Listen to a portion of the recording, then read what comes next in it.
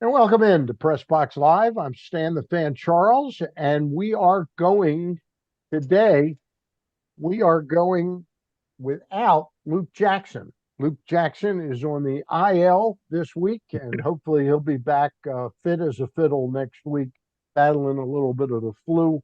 But I've got the old left-hander on with me, Ross Grimsley. Want to remind everybody that's watching, we urge you to please like the show, subscribe, and share Press Box Live whenever it's on or any of the other Zooms that I do. It helps us draw audience and we'll get some of your friends and followers some good sports content. Ross Grimsley with us today. Ross, we were talking just before we went on air. Orioles are down. It seems like just yesterday you were visiting me in Bradenton Hospital in my car Really? accident, and now we've got less than 24 games left in the season. Um, it goes by fast, and especially the older we get, it goes by faster and faster. It's like a roll of toilet paper. It goes quicker the closer you get to the end. It does uh, too. yeah, this is a season, seriously, that it mercilessly is coming to an end. But I have to admit, while it's been a miserable and disappointing season in a lot of ways, it's like cooking a stew or something where you put a little spice in to spice it up. And Trevor Rogers has spiced things up. The return of Kyle Bradish, Jeremiah Jackson, the ascent of Sammy Basallo and Dylan Beavers. Now Tyler Wells is getting mixed into the stew. So there's been just enough dabs of interest with the new draft picks that we got, and then the trades where we got a little bit more experienced draft picks essentially for the core of our team. What have you made of this season? Has it been interesting to you? A big time. I mean, Yeah. with the injuries, especially. I mean, that is Batista going down again with Yep. his shoulder problem, and that's going to be real tough to bounce back from that. And hopefully, which is possible. I've seen guys do it before. But Joe it won't Nathan. be in 2026. No, no, it'll be a time to for them to get back together, and who knows? But yeah, there's been some things that have happened, yeah, especially recently, with some guys and some guys coming back. You got Wells tonight. Bradish had shown some that he still has the stuff to be an up. A top rotation guy. So, and Trevor Rogers, I mean, people are talking Cy Young about him now. He's had 13, 14 starts and hadn't give up anything, Yeah. which is unbelievable. So he's pitching like a He's got number an one ERA guy. under he's got an ERA of under 1.4. Yeah. Pretty And amazing. you're getting some guys back, and that would have been a big difference this year if all those guys had stayed healthy, or half of them would have stayed healthy. So that's something. You got some young guys that have come up that have gotten the opportunity.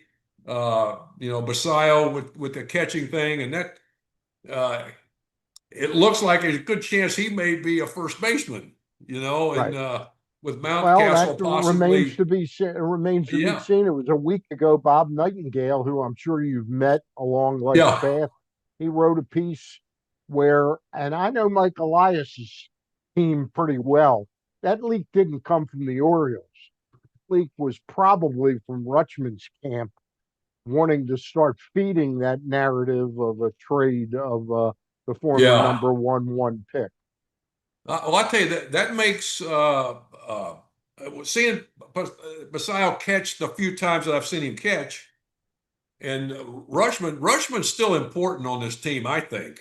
I Okay. mean, he's going to be a guy. I think it's that they got to think they better get something really uh, a knockout if they trade Well, him. I think you wouldn't trade him unless because you got a couple of years of control over him. Still, you got the Right. 26 and 27 season of control. I think you'd have to trade him for, say, a Sandy Alcantara and another young pitcher or two in the Marlins or the Giants, maybe it's Robbie Ray and a really good arm from their minor league system. But I think there are teams out there that would like him. And I think that perhaps he could use a fresh start. I mean, Well, at what very point? possible, but Look, where does that put your catching situation with the Orioles well, if he leaves? do you really see a terrible job of catching being done by Sammy Basallo? Not terrible, but I mean, just seeing some things and hearing some things and watching some things. I mean, you're going to trade, What Dean Kramer bitching about him? and well, I mean, it's well, that's just a small thing, Yeah. but you don't do that during a game. But I mean, you're gonna get some pitching, but the catching has got it. It's so important to have a catcher that can communicate with the pitchers, all the pitchers. All right. So in your world, there's no way they should trade Adley Well, Rutschman. you know what? I at this point, no, I wouldn't do it unless you could get another catcher somewhere. He's a veteran catcher now. He knows the league. Now you're going to put Basallo back there who doesn't know the league. He's learning that. That's a lot. That's a lot to put on this guy's plate. Okay. And I just think that very possible unless you got another catcher out there somewhere you're looking at and you can get something for Rushman, then maybe you consider doing that. But I don't think this. I think that at this point in time, uh, you put somebody else behind the. What if the Giants were willing to do? I'm just throwing this out hypothetically. Robbie Ray, who's got one more year left on his contract, and Patrick Bailey for Rutschman. Won a Gold Glove, Patrick Bailey. Yeah, I don't know that. I don't know that much about him. I don't think you can. Since you got Rushman for 2 more years, and he is his catching. He's I think he's in the middle of the pack in Major League Okay. Baseball as a catcher. Okay. In that of all the catchers in baseball, he's right in the middle, I think, and he's still a usable guy, I think. Also, I wanted to remind everybody, and if you can back away or lift up your T-shirt, we are brought to you by the Costas Inn, established in 1971. That's 54 years ago at 4100 North Point Boulevard, and they got to get a new T-shirt. Costas Inn Timonium, established in 2025, open. Well, that's on the back. That's on the back of the shirt. Okay. Open for about what, 6.5 weeks now there at the Something new like location. that, yeah. Were you there? Were you at the new location when you Yes, I got up here? was. All right. What'd you think? I loved it. It was I mean, obviously we would love to have crabs, but you know what? Everything else is fantastic. And Yeah. as it is, at the other place, At North Point Boulevard, yeah. at North Point, exactly. And the people are great. They got a pretty good thing going on there, They really even do. without the crabs, Yeah, and right Crab- now, I'm sure if you want to go there for first time and you're going to Timonium for the fair, I would say stop in by all means. But if you want a typical visit to the Costas Inn experience, wait until the fair is over. They are probably gobsmacked right now. They're so busy with the fair being. But they're open 7 days a week for lunch and dinner. The Costas Inn, a wonderful place, and Ross and I give them 4 thumbs and one T-shirt right now. The Costas Inn. Yes, sir. All right, that's great. Ross, one of the people and I do want to get into talking about Kyle Bradish, Dylan Beavers, Sammy Basallo, and Jeremiah Jackson. But I wanted to talk one player you didn't mention at all, and I know we've talked around him all season. If you're Mike Elias, how do you approach the short-term future? And I'm talking about next year. Obviously, the club is not interested in DFAing Grayson Rodriguez or anything. They're going to try and wait this out as long as possible. But planning wise, do you plan 2026 as of, say, October when they start really mapping it out? You can't plan on him helping you at all. No, that I don't think so. I mean, it's so iffy. And the same thing with Batista. He's in the same boat, but you just don't know. Batista's out for 2020. Exactly. Yeah, Yeah. yeah, But Rodriguez, you just don't. I mean, he's missed a lot of time, yeah. and it's really going to be hard to, I think, and seeing people in the past. It's not impossible, but it's just really tough to miss all that kind of time. And once a guy has an injury, there's a good chance he's going to have, especially in this day and age, with the Let me way let me the ask you guys. about let me ask you about one question regarding him. They obviously moved, I think, five people out of their bullpen. They moved Baker, Soto, Dominguez is three, Kittredge is four. I don't think Cano's going to be back. Anyway, it's five No. people. Cionel Perez isn't there. So the whole bullpen's being revamped. Is Yeah. Grayson Rodriguez in your mind? I wouldn't plan around him being the closer, but is there any chance a guy like that, in building him back, that you start him back off as a reliever with the idea of, hey, we're going to build you back up in 2026 as a relief pitcher, and with the idea that by 2027 we can build you back up into the 120 pitch, Yeah, 120 that's inning range. I mean, you're asking a lot, I think, especially with the injury. Here's a guy that probably he's not going to be able to pitch back-to-back days. So Okay, that kind of, unless you make him a long reliever, and right. then I mean, they don't have long relievers anymore. It seems Yeah. like they're going to have No, a they guy that's going to pitch it. constantly rotate people Exactly. up And and they're going to back. pitch a couple innings, maybe three, it seems like, and then they'll send him down and bring somebody else up to fill that gap. And it is truly a 40-man roster uh, team in the big leagues now because of everybody that they have to use. So let's just say that next spring he is healthy, okay? But it's spring training starts, and Grayson is no sign of the teres major problem. The elbow is behind him. Is he a candidate to start the season on a rehab assignment next year to really have six or seven starts in the minor leagues? Boy, that's I mean, we have I, no idea what Grayson's going to give you no. next. And you get very little information about it, Yeah, in which you're not going to get anything. yeah, And but yeah, it's I mean with those injuries and the injuries that he's had in the past, it's a good chance that he's going to have another one. He's going to break down again, and yeah, I hate to say that, but that's just the way the nature of pitching, especially in this day and age. yeah. And it's kind of full bore out of the gate and with breaking balls and fastballs, and it's just not it's a bad recipe it's a recipe for disaster, basically. So I Okay. just don't. You got to be really careful. Same thing with Batista. You got to be. I hate to keep Well, I bringing him mean, up, but they were incredibly careful, I thought, with Batista yeah. this year. But I like you mean, said, with the in this day and age, with the guys, going full bore every yeah, pitch, it's just you get an injury, and there's a good chance there's going to be another one, and there's a good chance it's going to be in another area of your body, of your arm. You hurt your elbow, and now the next thing is your shoulder, then now your back, then your leg. the job that Scotty had, where he was down in Sarasota working with rehabbing pitchers. Did you ever do that job with the Giants? Not rehab. I was You in. were you were in the minor leagues. Yeah, I Yeah. was a coordinator, and Okay. I for a couple years with the So Seattle and the Giants. so you get a sense of what Kyle Bradish is going through.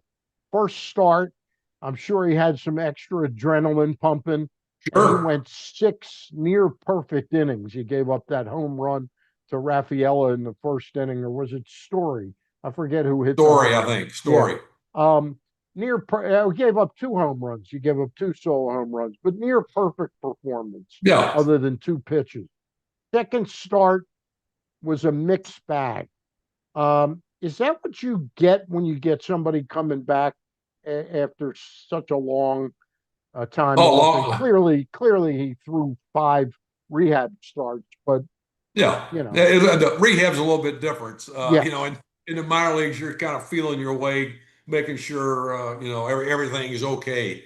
But yeah, your first start in the big leagues, you hadn't been a while. You're pumped up, and you give a little bit extra effort, a little bit more adrenaline going.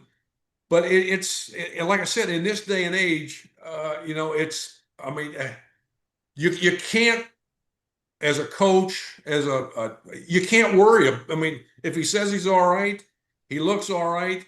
I mean, you got to let him go. Now, obviously, you're not going to let him throw 150 pitches in a No, game. I thought it was Even smart yesterday. He well, did what yeah, he no, I had mean, to no, do. He got his work in, sure. but it He was pitched only 4 innings. four He gave up innings. 2 runs, well, Yeah, which is that's not bad at all. Struck no, out two, he walked two, no. or struck out five, he walked two. So So, I mean, what would be alarming for you if you saw with him? I mean, his his command yesterday wasn't precise, and his velo wasn't quite what it was on start one, but yeah. his stuff was pretty good yesterday. His stuff is usually always good when even when he was hurt, it was good, Right, right. But he's a guy that, like I said, the first thing what you really look for is command.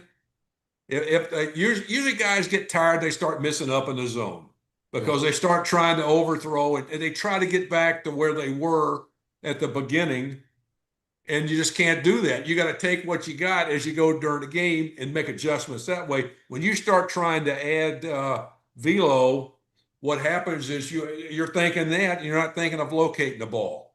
And that's what you got to do that all the time. You got to think location and making pitches. Is the command part of coming back from Tommy John, is it partly strengthening the elbow?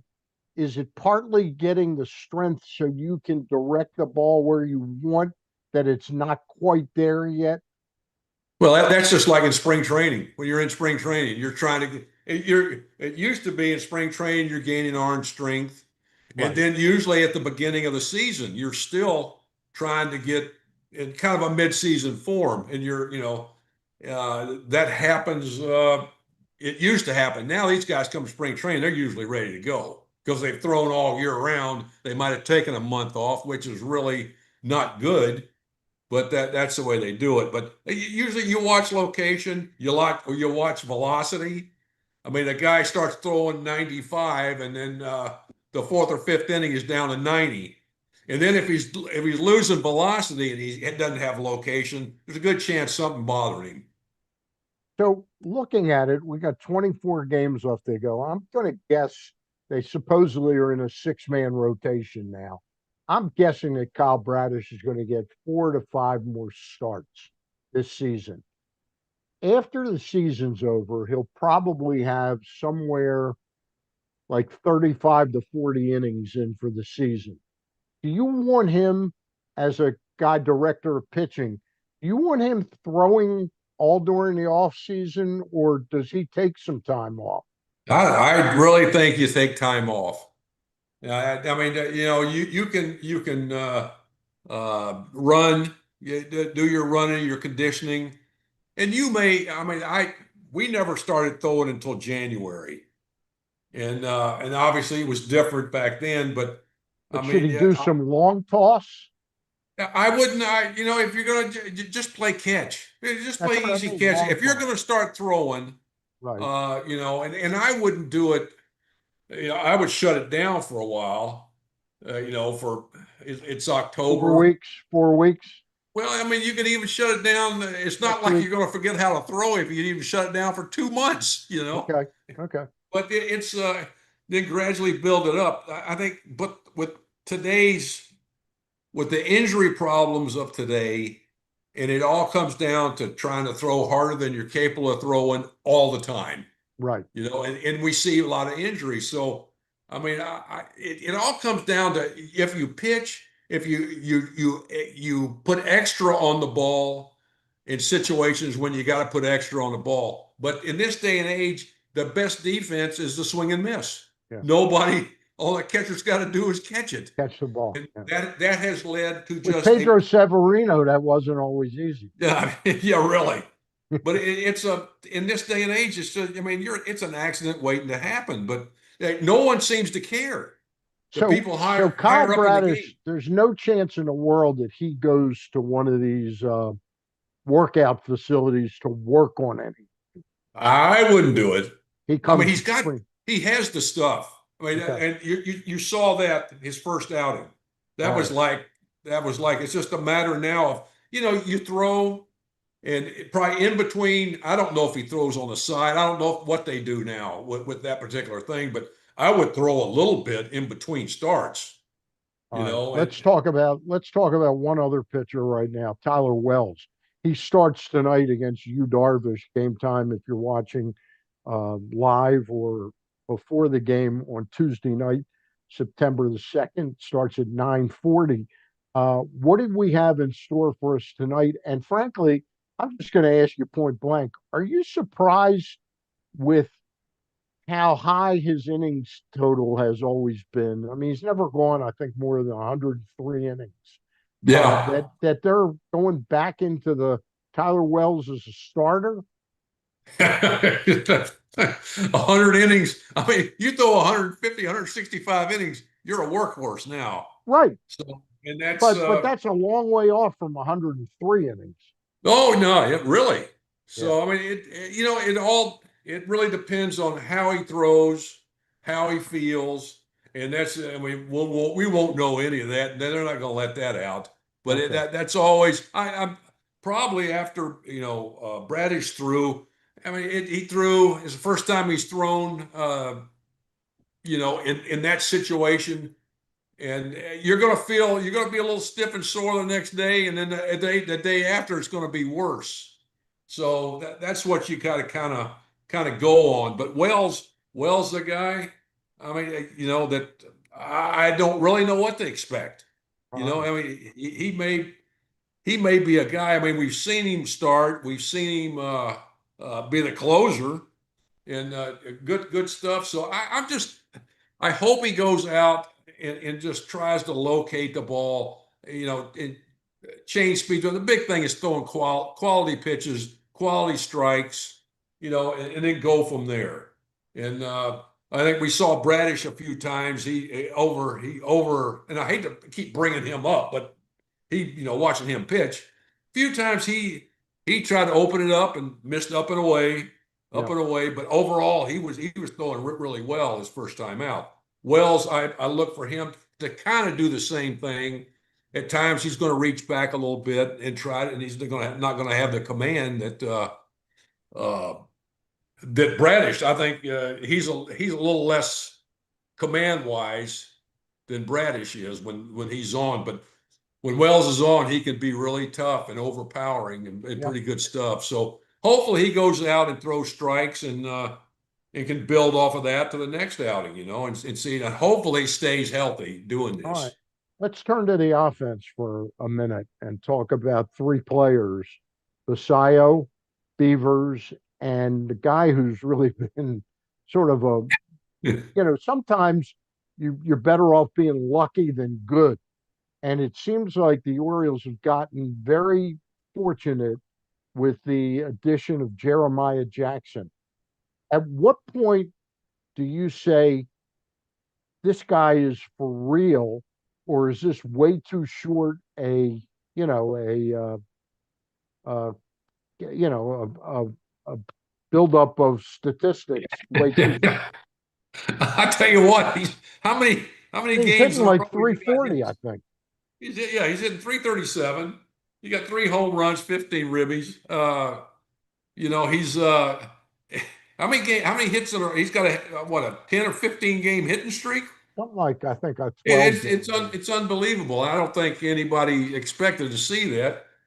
He's primarily a second baseman. He's playing third, playing left field. Defense is a little He little looks iffy right awful. now. He looks awful at third base. Yeah, It really. looks awful. Now, in right field, I know I'm asking you the questions, but in right field, the first day they put him out there, he drops the ball. It was right in his, and I think he hit the classic thing. I think he put the glove in front of his eyes and didn't see Yeah. the ball. Since then, I've got very good, high level of confidence on him fielding fly balls. Yep. Middle infielder, he could play just about anywhere, probably. Okay. But yeah, it's I think they're trying to find another position for him, and see him where he Well, there's could only be. so many positions on the field, you know. No, I know. I mean, with Holiday, Henderson, and Westberg, he doesn't figure to play regularly at any of those positions. Exactly. And I that's could see him I could see him perhaps against the really tough left-handers playing second base with Jackson taking a day off, but he's an outfielder or DH, and then you yeah. got to figure out where you're going to try and play O'Neill if he's healthy next year. And that's really, I don't, that was a bad move right there. Yeah, And, but yeah, I think they're trying to find another position that he can be, adequate at. If he yeah, keeps swinging the bat, you got to put him in the lineup yeah, somewhere in DH or somewhere in the outfield. yeah. But I mean, you got outfielders out there that are doing a pretty good job right now. So yeah, it'll be interesting to see. But he keeps swinging the bat. That guy's going to be in the lineup He's going to somewhere. be in the lineup. What do you do? I mean, not what do you do? Dylan Beavers really looks like again, very short body of work, 10 games, 12 games, but I really like just about everything about him except his arm looks a little like it might be scattershot. Yeah. No, he's a guy that I mean he's doing some things that kind of I don't know if they're surprising, but he's holding his own right now. He Again, really looks, doesn't he look like he belongs, sort of? he's He got doesn't that look like overwhelmed by anything. no, he's got that aura about him. And Yeah, you can tell guys just the way they move and do things, that gives you a pretty good idea how they swing, how they run. I mean, it's just an aura about a guy. And he's something that he carries himself pretty good and he has some confidence. And hey, who knows? He could go a long ways and be a big plus. this is a guy who also, I don't know that the power will translate to Kyle Tucker power, but he swings the bat. He's got that short swing, that push swing, short to the ball. He looks a little like Tucker, and he runs like Tucker. I mean, he stole, I think, near 30 bases in AAA Yeah, last year, this past year. right. So I like what I see in Dylan He's Beavers got some, right he's now. got some speed too, Yeah, and that's that, he can run. He beat out a few nights ago, maybe a week ago. I saw him beat a ball out, which was I was kind of surprised. It was a pretty well hit ball, and he beat the throw. And I'm going, oh yeah, wow, I didn't know he could run that yeah, well. yeah. He So runs that's very well. that's a bonus. If they need some speed in that lineup as well. Yeah. Now that leaves us Sammy Basallo, the one guy they've extended in the history of the Mike Elias regime. But I think again, It's important to note to fans out there that are impatient with extensions and all that. There's an awful lot of baseball experts, and I know, and I'm a big fan of Jim Bowden's. But Jim Bowden was talking 3 years ago that to extend Rutschman, you starting, and this is 3 years ago or 4 years ago.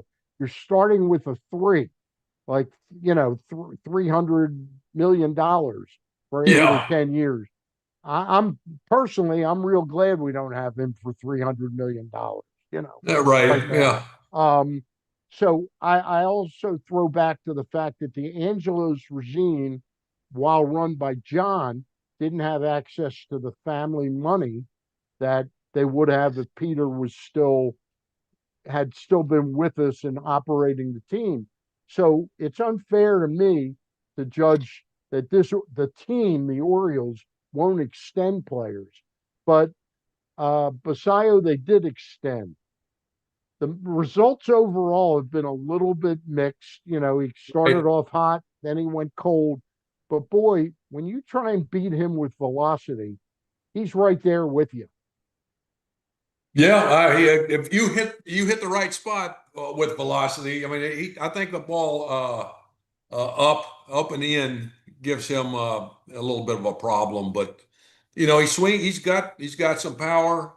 I mean, he's like I said, he started off strong. They're starting. I mean, it goes around quick. Yeah, If a guy's got a hole and they can exploit it, and then it's up to the player to make the adjustment, and the guys that are able to make the adjustment are the ones that move on. The guys that don't, they get kicked to the curb or back near it. All right. So it'll be interesting to see what he does, how the adjustments he makes. Mayo, same thing with him. What kind of Well, that's who I adjustments? was going to ask you about Yeah. last tonight. Me personally, and I think I'm more patient than I used to be, but I'm not probably as patient as Earl Weaver would have been.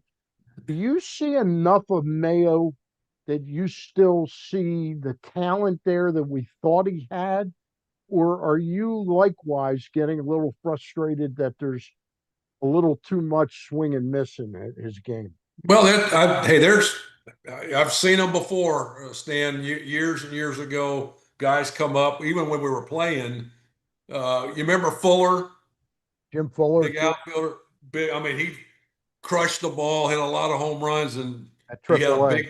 had a lot of trouble at the big league level. Yeah, And I mean, there's a lot of guys. You see a lot of guys like that, and usually there's one or two a pitch that they can't handle, and once that's exploited, and it goes around quick. And if guys can make pitches, they do that. They go right to the weakness, and the key is guys to make adjustments, and that's what we're going to see. yeah. After this year, Basallo's going to have to, if he makes adjustments, and they're always it's a game of adjustments. I mean, pitching and hitting, the same thing. That you got to make adjustments during a game sometimes. Week to week, pitcher to pitcher. So it'll be interesting to see who can handle it and who can't. All right. Lots to talk about over the remaining 24 days of the season, and we'll run this through the World Series. I think we'll go through October with this show and then take a couple months off. Ross, it's always a pleasure. Can you show us that t shirt again? You got it, buddy. Because we've been brought to you by our friends at the Costas Inn, 4100 North Point Boulevard, and the grandstand, the upper deck there at the Timonium Racecourse, right next to the OTB. Been there for about 6 weeks. Only difference between the North Point Boulevard menu and the Timonium Racetrack upper deck there in the grandstand. No steamed crabs in Timonium, but the same great Costas menu. Plenty of other good stuff. And Ross and I give them Look at thumbs up. here. All right. All right. Ross, many Pork thanks. chops are great, Stan. I had the pork chops out there. Oh wow. Now, now wait a minute. We got to talk about this because I said to Pete the first night I was there, I said, Pete, you said the whole menu. The only thing I don't see on here is pork chops. Is it on the menu? I think it is. I thought it. I'm pretty sure it is. All right. I didn't see it If on the it isn't, menu. I had something that tastes just like them. I love their pork chops. Love Oh their pork. gosh, I All right. yeah. If Luke Jackson is watching, get better, Luke. We'll see you here next Yes, Monday. please. All right. Hope you had a good holiday. Orioles on tonight on Masson 2 at 9:40. That's it.